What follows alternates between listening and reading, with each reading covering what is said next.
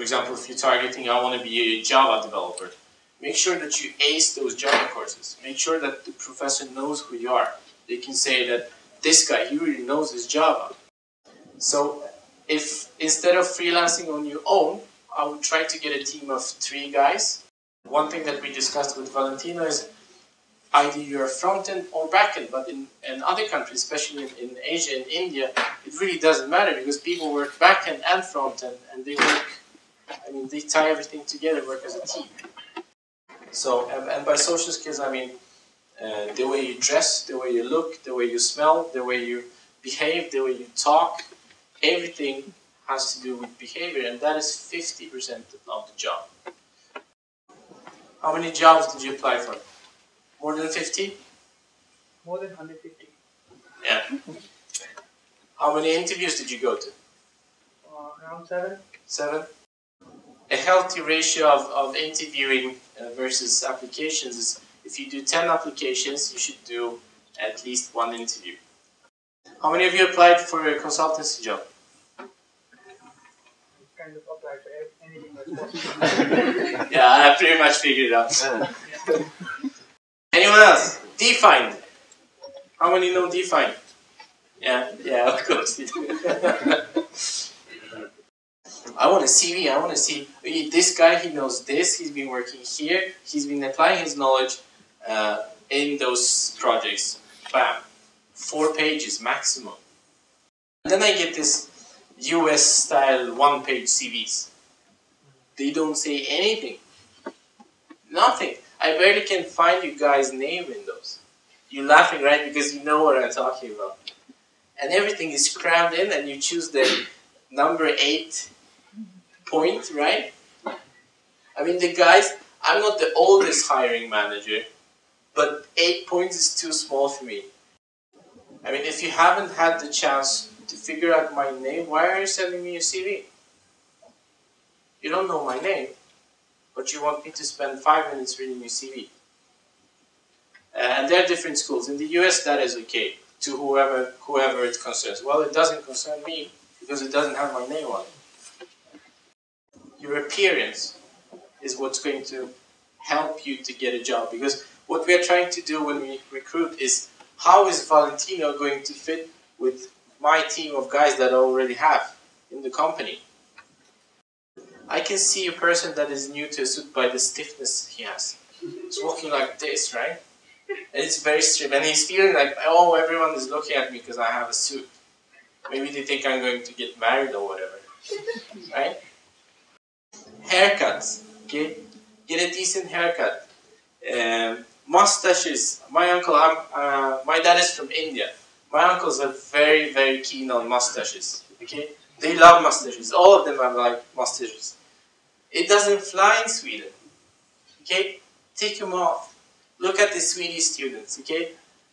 Try to emulate what they're doing.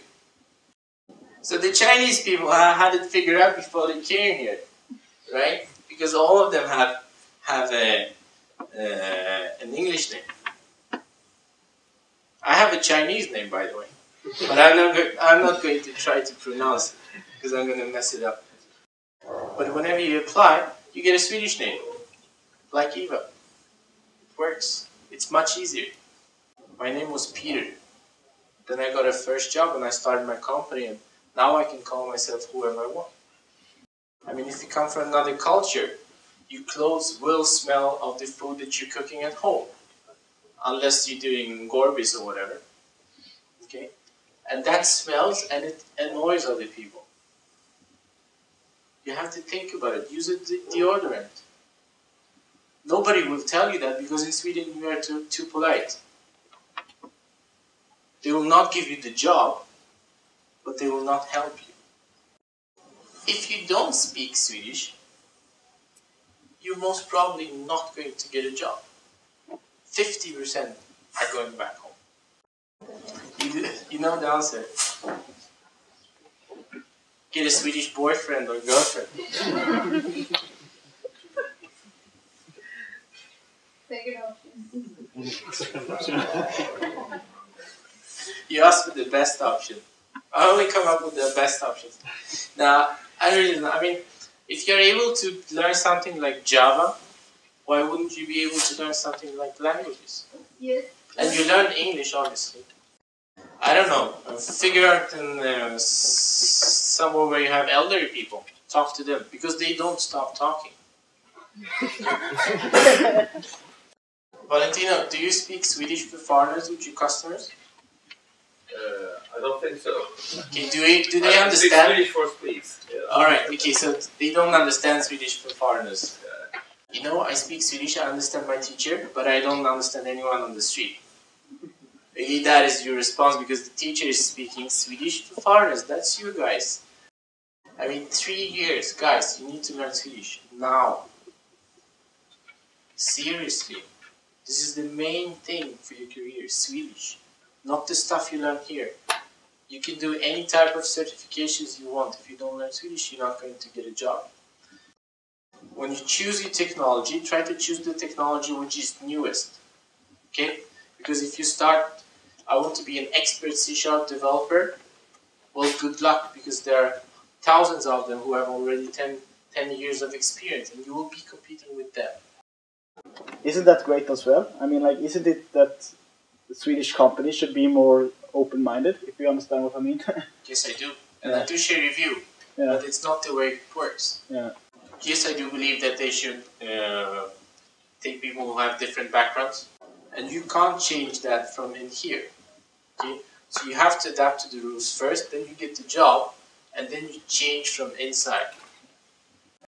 The point is, usually you want to have some type of diversity, you want to have a different feedback, a different type of mindset, different way of solving a solution. And that is what a female brings into a team. So not having girls on the team is pretty stupid. I don't know if I whoa. Okay, sure. So why are you studying engineering? No, It's so, I mean, no, because okay, I will be honest here. At the beginning, I was about to be a doctor. Okay, yeah, but you are not an employer, so I can say this here. I would say being a female in the IT industry is probably the best thing you could do. If I could change my career, I would go into IT straight away. They definitely didn't want to learn Chinese. Right? With all the ups and downs and all that, right? You're laughing. Yeah. It's tough as shit, I tell you. Okay? And I tried to learn Chinese. I wasn't very successful, but it gave me a lot of teammates. It made my day much easier. Whenever there were conflicts, we got them solved. Whenever there were issues that I didn't understand, I could ask them. The way it's done in Sweden is they ask you, tell me a little bit about yourself, what is your strength and what is your weakness? Within 3 months of having this job, I realized I will never rise in this company if I don't learn Swedish. I will never get to that management level. Because the senior management, they talk Swedish to each other. They have their own rules. They follow. They sit in that room and they have their management talks. When they come out, they give instructions in English. And they are not going to change their way of working just because I speak English.